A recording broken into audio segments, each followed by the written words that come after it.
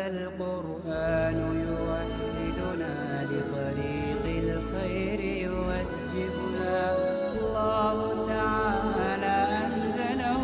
ورسول الله معلمنا بسم اللہ الرحمن الرحیم۔ کہ مسئلہ اگر مصلی بعد 2 رکعت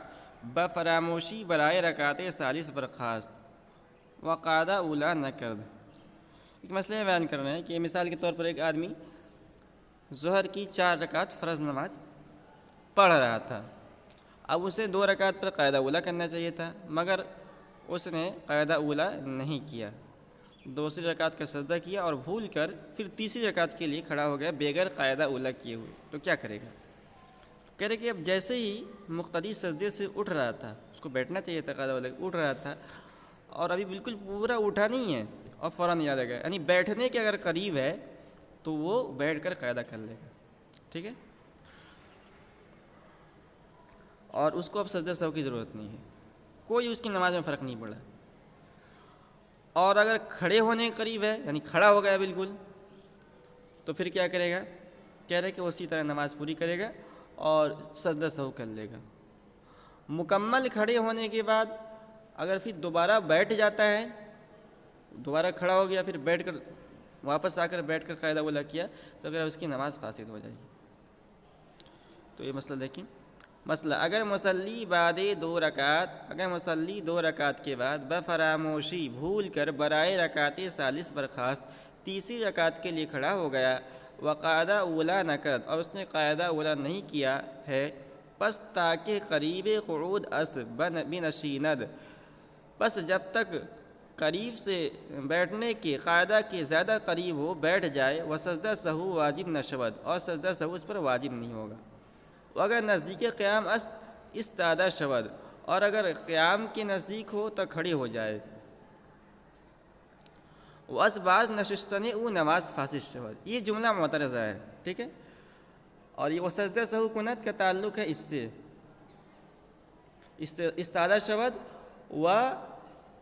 سجدہ سہو کند، اور سجدہ سہو کرے، یہ مسئلہ پورا ہوا۔ اب یہاں ایک چھوٹا سا کریں، وَأَس بعض نشستنے او نماز فاسد شود، اور اس کے واپس لوٹ جانے کی وجہ سے اس کی نماز فاسد ہو جائے گی،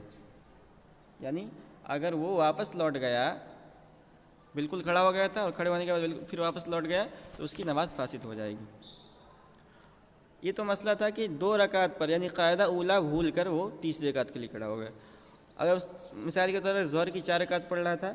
اور چوتھے رکعت کے بعد اس نے درود شریف پڑھا، تحیات پڑھا، اس کے بعد بھول کر پھر 5ویں رکعت کے لیے کھڑا ہو گیا، پھر کیا کرے گا؟ اس کو بیان کر رہے ہیں۔ وہ اگر بعد 4 رکعت برخاست، اور اگر 4 رکعت کے بعد کھڑا ہو گیا، تو کہہ رہے کہ اگر 5ویں رکعت کا اس نے سجدہ نہیں کیا ہے، 5ویں رکعت کے سجدے سے پہلے اسے یاد آ گیا کہ ارے بھائی میں تو 5ویں رکعت پڑھ رہا ہوں، تو واپس آ جائے گا، بیک آ جائے گا۔ وہ دوسری رکعت میں بیک نہیں آ سکتا ہے، قاعدہ اولا میں اگر بھول جائے تو بیک نہیں آ سکتا، واپس نہیں آ سکتا، مگر اگر قاعدہ آخرہ کے اندر بھولا ہے تو واپس آ جائے گا،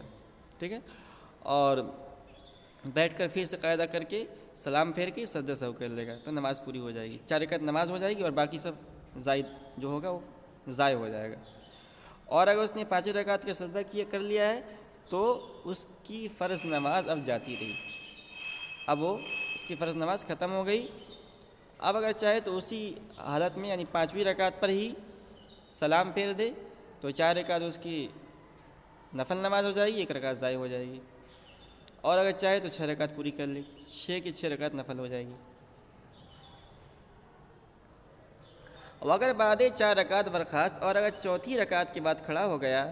تاکہ رکعت پنجم را سجود نہ کردہ و است، جب تک اس نے 5ویں رکعت کا سجدہ نہ کیا ہو، بنشینت بیٹھے، وقعدہ آخرہ کردہ، اور قاعدہ آخرہ کر کے سلام کرے، وہ سجدہ سہو کند، اور سجدہ سہو کرے۔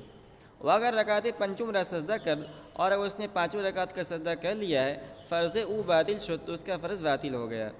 اگر خواہد رکعت ششم کردہ سلام دہد، اگر چاہے تو 6ٹھی رکعت پورا کر کے سلام پھیر دے، وہ سجدہ سہو کند، اور سجدہ سہو کرے۔ وہ اگر خواہد رکعت ششم نہ کند، اور اگر چاہے تو 6ٹھی رکعت پورا نہ کرے،